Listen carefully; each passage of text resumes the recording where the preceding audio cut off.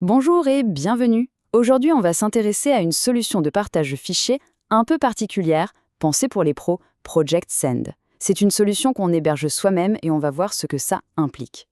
Alors voilà la grande question. Surtout quand on est indépendant, une agence ou même une petite structure, comment on fait pour partager des fichiers avec ses clients, ses partenaires, de manière simple et efficace, mais sans donner les clés de la maison. On parle de contrôle sur ses propres données, ce qui est un enjeu énorme de sécurité, mais aussi de propriété tout simplement. Et souvent, le dilemme, il est là. D'un côté, on a les géants du cloud. Super pratique, on est d'accord. Mais voilà, ça vient avec un abonnement qui tombe tous les mois. Et surtout, on confie nos données à un tiers. On perd un peu la main. Et de l'autre côté, il y a cette idée. L'idée de tout reprendre en main, d'avoir le contrôle total. C'est un peu le choix entre la facilité et la souveraineté. Et c'est justement là qu'intervient une solution comme Project Send. Elle se positionne vraiment comme une alternative solide, une option open source pour ceux qui veulent maîtriser leur environnement de travail de A à Z. Project Send, en fait, ça tient sur 3 principes fondamentaux qui répondent pile au problème qu'on vient de soulever.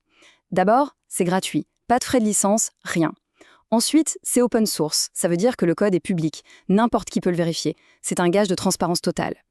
Et le troisième point, c'est qu'il est pensé pour être auto-hébergé. Auto-hébergé, ça veut dire quoi concrètement?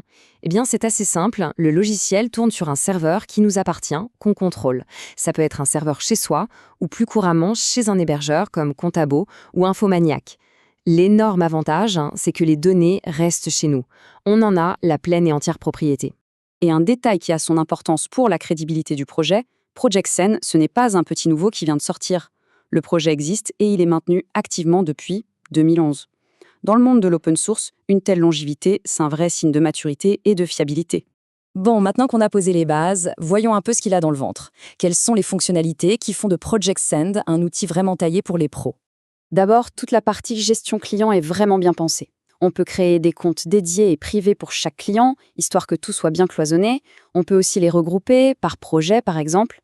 Et bien sûr, on peut mettre son propre logo, ses couleurs. Bref, on personnalise l'interface pour que ça colle à sa marque.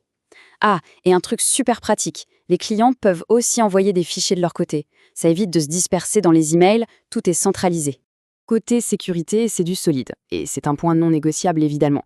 On retrouve l'authentification à 2 facteurs pour bien sécuriser les comptes. Les fichiers eux-mêmes sont chiffrés sur le serveur, ce qui garantit leur confidentialité, même s'il y avait un souci. Et pour couronner le tout, il y a un journal d'activité très complet qui permet de savoir qui a fait quoi et quand. C'est parfait pour l'audit et la traçabilité. Alors maintenant, la question qui fâche un peu. Comment Project Send se positionne-t-il face aux grands noms du marché? On a fait une petite comparaison directe basée sur nos tests. Regardons ce tableau. Ce qui saute aux yeux, c'est que Project Send, tout comme Nextcloud d'ailleurs, coche les cases auto-hébergé et open source. Et ça change tout. Ça a un impact direct sur la propriété des données.